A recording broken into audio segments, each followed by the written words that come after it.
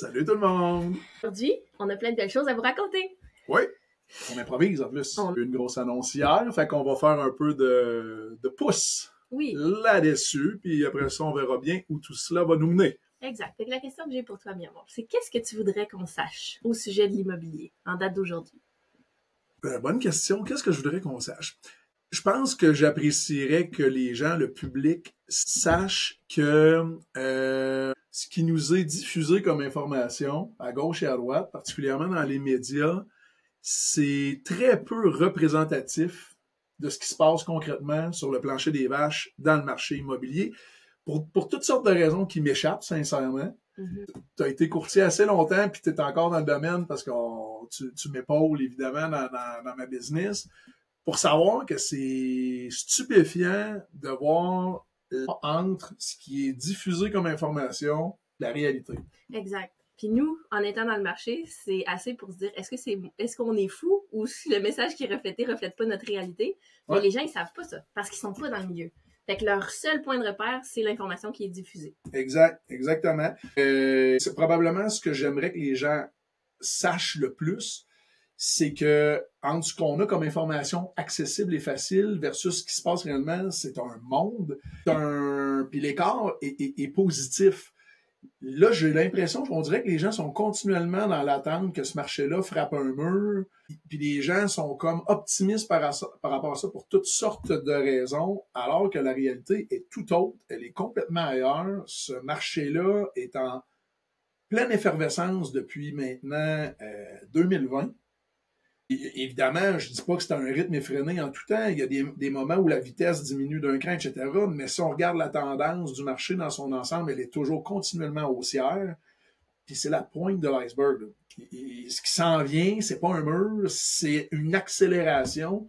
Je pense que c'est ça que j'aimerais que les gens prennent conscience pour toutes sortes de raisons, parce que ça t'impacte différemment que tu sois juste sur les lignes de côté. Aussi être un vendeur ou un futur vendeur versus être un acheteur maintenant ou un futur acheteur. Donc, j'aimerais ça qu'on soit en mesure de venir un peu donner leur juste aux gens pour qu'ils sachent qu'est-ce qui s'en vient d'ici la fin de l'année 2024 puis pour 2025. C'est vrai. Puis, ce que je trouve le plus intéressant, c'est que la dernière fois que j'étais active, c'était il y a 2021, 22, en tout cas 2022. Je pense que tu avais chatouillé 2022. Bon, non, oui, jusqu'en avril, en même temps que, dans ces eaux-là, avril 2022. Vraiment, 2020, 2021, 2022, on parlait ensemble de qu'est-ce que tu pensais qu'il allait arriver, rendu en 2024. Ouais. Puis moi, ce que je peux dire, c'est que ce que tu disais, c'est exactement ce qui est en train d'arriver. En fait, c'est que là, tu disais qu'il y a un taux qui a baissé hier. Ouais. Et quand on était en 2020, on parlait du marché pandémique pour dire que ça allait frapper un mur à ce moment-là aussi, ce qui est jamais arrivé. Mais bref, là, on parlait de comment les gens allaient supporter toutes les folies puis les hausses de prix. Exact. Là, on est là. 2024, c'est comme 4 ans post-pandémie, comme... C'est quoi l'impact, mettons, du marché de 2020 à 2024? De quoi ça a l'air? Puis qu'est-ce que tu penses que ça va avoir de l'air, mettons, dans les prochains mois? Exact. Ben, si on recule juste un petit peu, on revient en 2020. Là, on entendait toutes sortes de choses. Même nous, comme courtiers, on savait plus ce qui était plus près de la vérité ou pas. Même nous, à un certain moment, on disait un peu n'importe quoi parce qu'on était vraiment dans un marché très volatile où est-ce que c'était pertinent de croire qu'il pourrait arriver n'importe quoi. Le mur pouvait être une option, l'engouement pouvait être une option aussi, mais sincèrement, en tant que courtier, je pense qu'on croyait plus au mur qu'à l'engouement à ce moment-là, mais pour toutes sortes de raisons. Mais quand on résume ça facilement, c'est que le contexte pandémique a fait en sorte que le taux autant variable que fixe a diminué à des niveaux historiquement bas, ce qui a donné du leverage incroyable pour les acheteurs, parce qu'on le sait, les acheteurs, ce qu'ils cherchent, c'est pas tant un prix à payer, mais une mensualité à payer. Donc, avec ces taux-là complètement écrasés, écoute, autant dans le fixe que dans le variable, on avait baissé, là, pas longtemps, mais on avait franchi le cap du 1,5%. C'est vrai. C'est bas, là. C'est très bas. C'est presque emprunté avec aucun intérêt. Ça avait donné un oomph au marché, un oomph de fou. C'est cette folie-là qui était difficile à suivre parce que ce qu'on disait à nos acheteurs une semaine X, c'était plus vrai la semaine d'après. puis encore moins vrai 2 semaines après, puis on avait de la misère à avoir un discours convaincant, puis de dire à nos acheteurs, tu vas voir, le marché est un rythme effréné. Fait qu'on se gardait une gêne. Mais à un moment donné, cette situation-là a perduré dans le temps. Ça a été ça pour la deuxième moitié d'année 2020, 2021, 2022, la première moitié d'année, puis c'est à partir de justement le deuxième semestre 2022 où est-ce que là, la folie s'est un peu apaisée.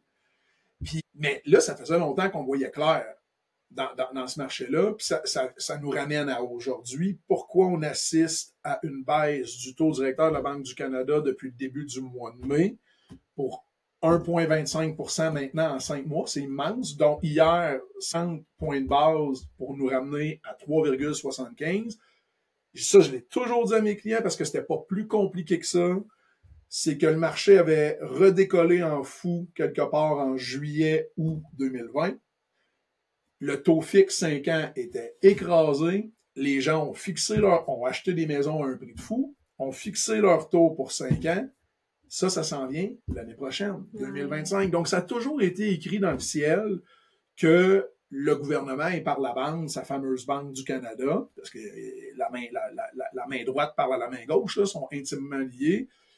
Ça a toujours été clair comme de l'eau de roche que l'intérêt pour tout le monde, c'était de ramener le fameux taux directeur de la Banque du Canada, non pas à un niveau comme en 2020, ça serait pas réaliste et non soutenable, mais à un endroit qui va être le plus à côté possible dessus pour pas mettre en péril ces mêmes acheteurs-là qui avaient contracté des emprunts à 1,5, 1,6, 1,8 pour 5 ans. C'est sûr que eux, de renouveler à des taux qu'on avait il y a 6 mois, à du 6, 6,25, ça devient extraordinairement difficile à soutenir. Mais là, en ramenant notre taux tranquillement vers un endroit, je l'ai toujours dit, j'ai toujours parlé d'un 3%, on est à 3,75%. J'ai dit que ça, le 3%, on l'aurait pour quelque part en juin, juillet 2025. Là, on a quelque chose qui est soutenable pour ces gens-là. Et non seulement ça, c'est que les propriétés qu'on pensait qu'ils avaient payé un prix de fou en 2020-2021 ont encore pris énormément de valeur dans les 5 dernières années. Tout le monde me parle de ces gens-là en étant très inquiet pour eux, je vous rassure. C'est probablement les gens dans le marché qui sont dans la meilleure position financière qu'il n'y a pas. Exact. C'était ma prochaine question que je voulais te poser parce que les gens, le message véhiculé par les médias, c'est souvent un message de peur. Puis là, on avait peur de ces gens-là qui avaient acheté, peur pour eux, peur pour qu'ils soient pas capables de renouveler. Puis là, j'ai en tête certains clients qui t'ont rappelé récemment pour vendre, qui avaient acheté dans ces années-là de folie. Est-ce que eux, ils ont fait des sous avec la vente de leur maison ou s'ils ont été perdants? Est-ce que tu as vu des histoires d'horreur parmi les clients qui ont acheté avec toi en pleine pandémie puis qui ont revendu maintenant? Évidemment, aucune histoire d'horreur. Les gens, si on parle strictement prix payé versus prix de disposition 4 ans plus tard, c'est des gros succès financiers. Après ça, c'est pas le portrait complet. Parce que la réalité, c'est que oui, contrairement à ce que tout le monde pouvait s'imaginer, l'argent est au rendez-vous, le profit est au rendez-vous, mais par contre, on navigue encore dans le marché actuel où est-ce que si le projet de vente, c'est pour racheter, là, on pogne un 2 minutes. Puis c'est ce qui fait, en fait, Raph, que l'inventaire reste encore autant à plat. C'est que, généralement, puis ça, je l'avais déjà expliqué, tu te souviens quand j'avais été faire une chronique à la radio il y a au mois d'avril-mai de cette année, j'expliquais à l'animateur qui m'avait invité, Jeff Morin, que dans un marché immobilier, les vendeurs se catégorisent en quelques catégories. T'as les vendeurs motivés, ceux qui ont un réel projet, puis t'as les vendeurs qui sont non motivés, qui vont juste go with the flow dans le marché parce que c'est le temps de changer, puis parce que on a envie d'essayer d'autres choses ou on a envie de voir combien on est capable de faire avec la vente de notre propriété. Ben, dans un contexte comme celui qu'on a là actuellement, ces gens-là sont pas au rendez-vous. Parce que tu peux pas go with the flow quand, une fois que la maison est vendue, tu réalises que pour racheter, là, tu te mets dans une situation versus celle où tu te trouves actuellement comme propriétaire, qui a payé une maison il y a 4 ans, il y a 5 ans, il y a 6 ans, où est-ce que tu es allé te chercher une super belle équité sur la propriété parce qu'elle a pris de la valeur, parce que tu l'as capitalisé, parce que tu avais pris un emprunt hypothécaire de l'époque où est-ce que le taux d'intérêt peut-être à 1,5, mais dans le pire des cas, tu l'avais eu à 2, 2,5. Alors qu'aujourd'hui, même si les taux diminuent, si tu étais pour te contracter une nouvelle hypothèque, c'est pas des taux d'intérêt qui ressemblent encore à celui-là. Puis la propriété que tu avais achetée en 2019, 500 000, ben si tu voulais racheter exactement la même propriété 4 à 5 ans plus tard, c'est probablement une propriété qui est rendue dans le 700 000. Donc, tu vois que quand tu commences à mesurer le pour et le contre, ben, la plupart des gens votent pour le statu quo, c'est-à-dire qu'ils font rien, puis ils restent chez eux. Puis c'est ce qui fait en sorte que notre inventaire reste écrasé. Puis avant qu'on rentre en nombre, après ça, je te redonne la parole, Raph, mais j'allais voir quel est l'inventaire disponible actuellement dans la grande région de la Capitale-Nationale. On a 2300 propriétés actuellement en vente. Je suis allé voir qu'est-ce qu'on avait en 2018-2019 au troisième trimestre. J'étais allé jusqu'en 2018-2019 parce que, de mémoire, je me souvenais qu'en 2019, ça avait déjà commencé à diminuer avant la pandémie, mais 2018, ça reflétait encore le marché qu'on avait depuis la décennie précédente. Puis on était toujours bon an, mal an, là, mais en 2018, on venait flirter avec le 8000 propriétés disponibles. C'est fou. On est à 2300 actuellement. Donc, on est à peu près, je vous fais des statistiques, là, je les sors de ma tête, à peu près à 30% de l'inventaire qu'on avait. Donc, c'est un marché qui est sous pression, donc très peu de propriétés disponibles. Donc, tous les acheteurs, on a autant d'acheteurs au rendez-vous aujourd'hui qu'on en avait il y a 5-6 ans, mais ils se battent pour le tiers de propriétés disponibles. C'est ce qui explique les offres multiples, les surenchères, la folie émotionnelle qui vient avec ça. Exact. C'est toujours une question d'offre puis de demande. Puis c'est ça qui est fascinant. Je me souviens d'avoir vérifié les chiffres en 2020-2021 versus 2018-2019. Puis corrige-moi si je me trompe, ça n'a jamais vraiment remonté à ce que c'était avant. Non, c'est exactement ça. Parce que au début, ça a droppé ultra rapidement l'inventaire de, on va se dire, de 1000, puis on est allé autour de 3500-3000. Ça s'est tenu là un bon moment. Puis après ça, tranquillement, on a commencé à dropper dans le 3000 pour se rapprocher, comme je te dis, à 2300. Là, on est à 2300. Ça avait recommencé à monter un petit peu, et ça a recommencé à diminuer. Fait que ça veut dire que ça fait un certain nombre d'années que notre inventaire se maintient toujours quelque part entre 2000 et 3000 propriétés disponibles. Puis pour un marché de l'ampleur de celui de la Capitale-Nationale, c'est pas suffisant.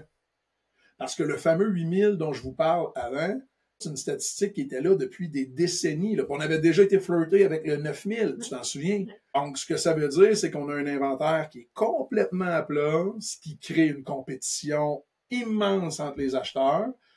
Compétition tellement puissante que même une hausse de taux, comme on a eu au cours des 2 dernières années, finalement, une hausse de taux de cette ampleur-là aurait dû donner un coup de rein solide au marché. Ça n'a pas été le cas.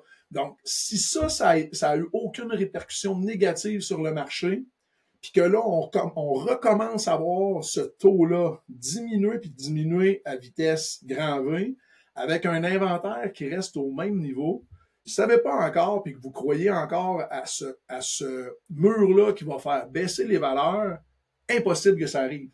Impossible que ça arrive. Il y a 2 éléments qui influencent la valeur d'une propriété. C'est le taux d'intérêt auquel les gens vont emprunter, puis c'est l'inventaire disponible. Puis là, on a eu un marché pendant 2 ans et demi où est-ce qu'on avait presque pas d'inventaire avec un taux d'intérêt très élevé, puis ça n'a même pas freiné l'élan. Et là, on est en train de constater qu'on rediminue le taux d'intérêt et pour l'instant, l'inventaire reste très bas. 25, la prise de valeur médiane du parc immobilier partout au Québec, partout au Canada, mais là, on va focusser sur celui de la Capitale-Nationale. On va pogner 2 minutes, là. La croissance des valeurs va être incroyablement élevée au cours des 15 prochains mois. Les 3 mois restants de 2024, les 12 mois de 2025, c'est un minimum. Ça va peut-être se continuer en 2026, mais c'est sûr et certain que pour les 15 prochains mois, la vitesse à laquelle le parc immobilier va continuer à prendre la valeur, ça va être impressionnant. Vraiment. Fait qu'autrement dit, le mur, s'il y avait eu à avoir un mur, c'est comme s'il avait déjà été érigé pour ralentir un petit peu ce qui était en cours, qui était une folie. Puis en fait, si on voit comme un barrage avec de l'eau, c'est comme si ça avait un peu passé par-dessus, puis ça a continué. Il n'y a pas eu de mur, il y a eu un taux qui est monté, grimpé en flèche. La tentative du gouvernement pour ralentir ce marché de fou-là, ça a été la hausse du taux directeur pour venir contrer l'inflation, venir ralentir la croissance du prix médian de son parc immobilier au Canada. Écoutez, comme je vous dis, là, On est passé d'emprunter en 2020 à du 1,5, 1,6 pour du fixe 5 ans, à emprunter à du... On s'est rendu presque... On est allé flirter avec du 6,5% pour emprunter du 5 ans fixe au sommet, puis ça a rien ralenti. Ben, on a ralenti la folie par rapport à ce qu'on avait vécu dans la pandémie, mais quand je dis que ça n'a rien ralenti, c'est que ça n'a certainement pas ralenti le fait que les valeurs ont continué à augmenter. Pas au même rythme, mais ils ont continué à augmenter, puis de manière très impressionnante, parce que dans un marché standard, la prise de valeur du parc immobilier est très linéairement corrélée avec l'inflation. Plus 1 point ou 2. Donc, on le sait, le gouvernement essaie de maintenir une inflation autour de 2%, mais généralement, un marché immobilier en santé et régulier va croître de l'ordre de 3 à 4% annuellement. Mais là, c'est pour ça qu'on a assisté ni dans les 2 dernières années avec des taux d'intérêt extraordinairement élevés, puis certainement pas de 2020 à 2023. Parce que de 2020 à 2023, là, dans la région de la capitale nationale, certains secteurs, les propriétés ont doublé de valeur dans ce 4 ans-là. Puis si ça n'a pas doublé de valeur, ça a pris 40, 50, 60% de valeur. C'est immense. Là. C'est immense. Fait que si je ramène ça à l'écart entre le message véhiculé puis la réalité, c'est comme si le marché immobilier, c'est un cheval à plein galop. Puis ce qu'on nous disait dans les médias, c'est on va prendre une épée puis on va couper les jambes en dessous du cheval puis il va s'écrouler. Ouais. Dans les faits, ce qui est arrivé, c'est qu'on a juste un petit peu tiré les rênes puis là, il a passé du grand galop à un petit trot puis peut-être un petit pas, mais il n'a jamais vraiment arrêté d'avancer. Définitivement pas. Et là, tranquillement, ben, on est en train de relâcher les rênes puis il est en train de reprendre du galop. C'est là, parce que là, c'est ça que les gens, faut qu'ils comprennent. Ceux qui espèrent encore une baisse des valeurs pour dire on embarque dans le marché, c'est pas ce qui va se produire. C'est pas ce qui va se produire sur du court, probablement pas moyen terme non plus. Après ça, si on se projette dans 3, 4, 5 ans d'ici, ni moi ni personne n'a de boule de cristal pour vous dire qu'est-ce qui va arriver. Par contre, à l'unanimité, les spécialistes, les économistes, les statisticiens qui sont spécialisés dans le marché immobilier vont vous dire que ce qui s'en vient pour la fin 2024, puis l'entièreté de l'année 2025, c'est de la reprise de galop. Là. Ça peut pas être autre chose que ça. Là. Donc, le message, si on veut essayer de dire, bon, OK, c'est bien beau ça, mais qu'est-ce que ça veut dire concrètement? Ce que ça veut dire concrètement, c'est qu'à chaque semaine, quelqu'un qui a réellement, que c'est assumé, on veut acheter. Soit c'est un premier achat ou soit qu'on doit vendre pour acheter, mais pour les raisons qui nous appartiennent, on a pris la décision que on va passer à l'action. Le temps joue contre vous. C'est juste ça mon point.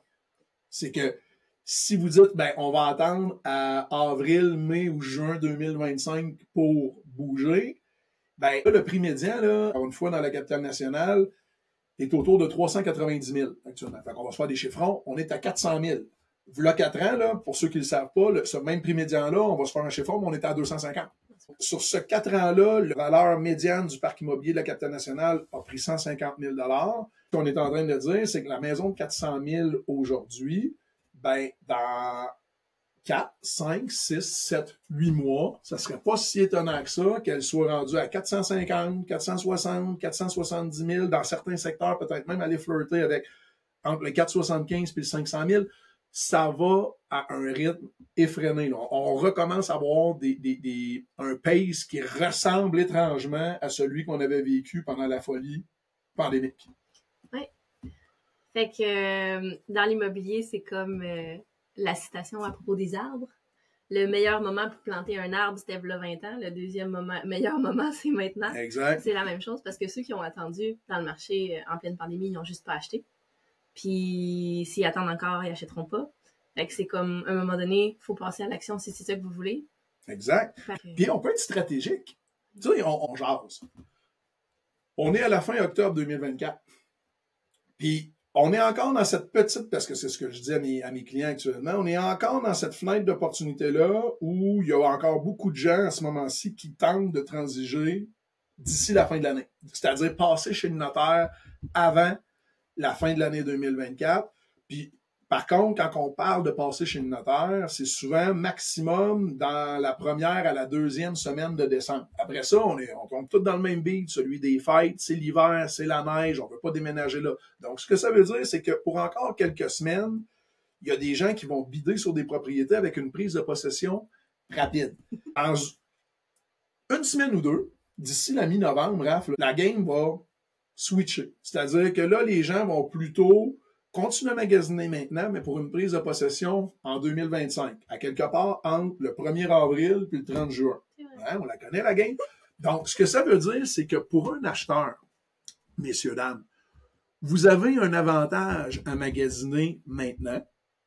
Trouvez votre propriété, la négocier au terme du marché actuel, c'est-à-dire selon des paramètres financiers qui représentent la situation actuelle du marché, et en prendre possession dans 6, 7, 8 mois en 2025 et bénéficier au jour 1 d'une prise de valeur importante sur votre nouvelle acquisition. Ça peut vouloir dire que vous achetez votre propriété à 400 000 aujourd'hui, mais que vous en devenez propriétaire au mois de mai 2025, et que cette même propriété-là, au jour 1, en vaut 430, 440, 450.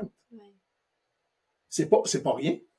C'est cool. Puis quand même qu'elle en vaudrait 410, 415, 420, ça veut dire que la journée que vous mettez les clés dans votre serrure, vous pourriez remettre une pancarte à vendre devant, puis aller déjà vous chercher un profit de quelques dizaines de milliers de dollars.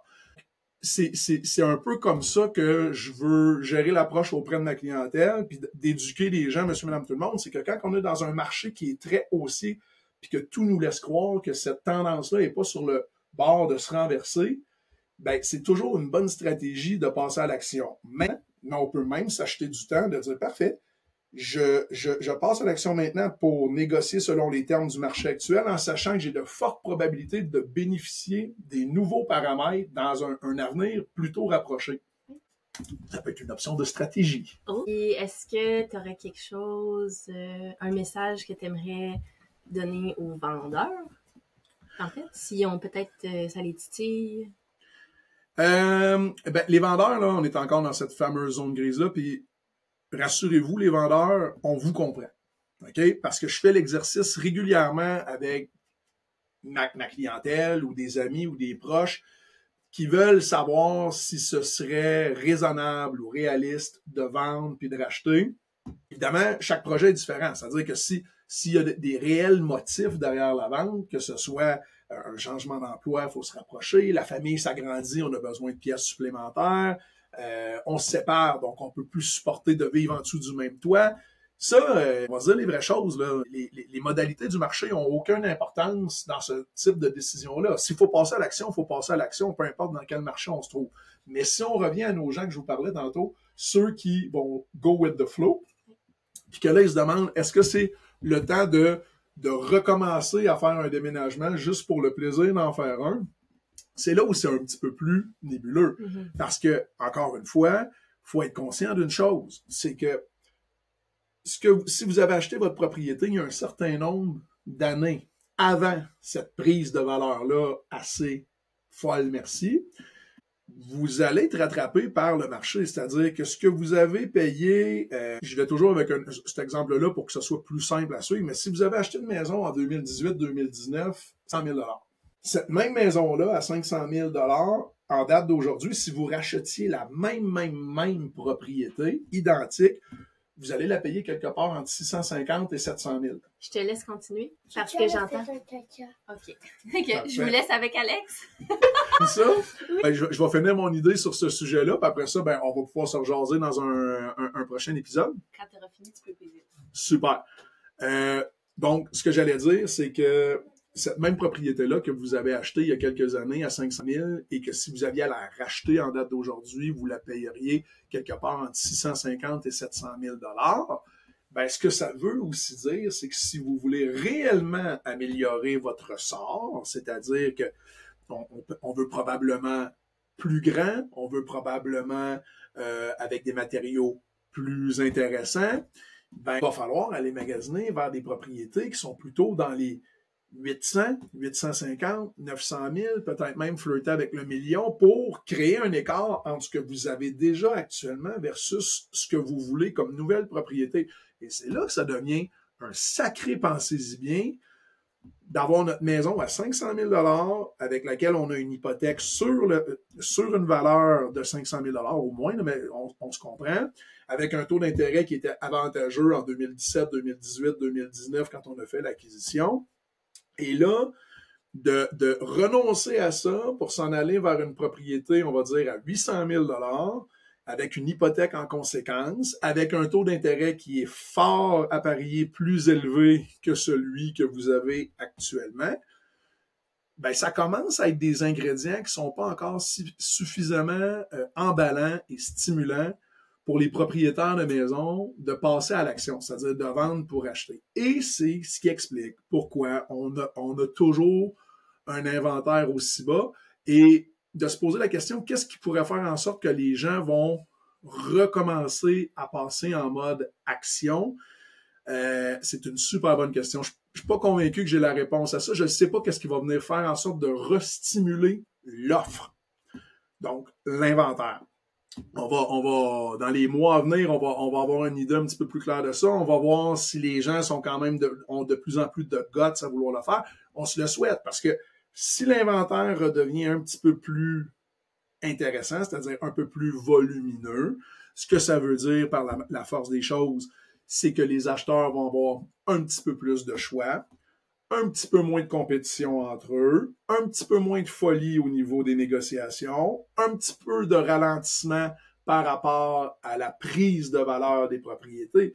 Mais comme je vous l'explique depuis tantôt, si on présume que ça va être la folie au cours des 15 prochains mois, c'est qu'on présume aussi que c'est pas au cours des 15 prochains mois que l'inventaire va passer de 2300 propriétés dans la région de la Capitale-Nationale à 5000. Ça va se faire sur une échéance beaucoup plus longue dans le temps. Donc, c'est un petit peu ce que Raph et moi, on voulait vous jaser. Là, vous l'avez vu, j'ai perdu ma co-animatrice besoins familiaux, évidemment, qui est venue cogner à la porte. Si vous avez des questions sur le marché, sur ce dont on a parlé aujourd'hui, vous vous gênez surtout pas. Vous venez me contacter de toutes les façons imaginables.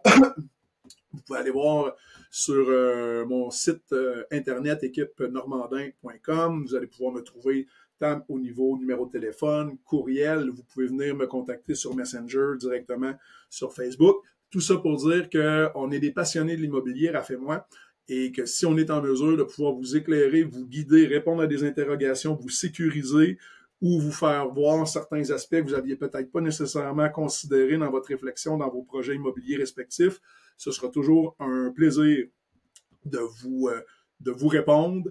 Et ben voilà, comme on vous le disait d'entrée de jeu, c'est notre retour de notre beau projet podcast. Si vous avez des sujets à nous proposer, également des choses que vous trouvez pertinentes et que vous savez avoir besoin, c'est toujours une bonne idée de nous fournir vos sujets pour qu'on puisse en développer pour qu'on puisse développer sur ces sujets-là puis vous aiguiller. Donc, un gros merci à tout le monde. À la prochaine. Bye bye.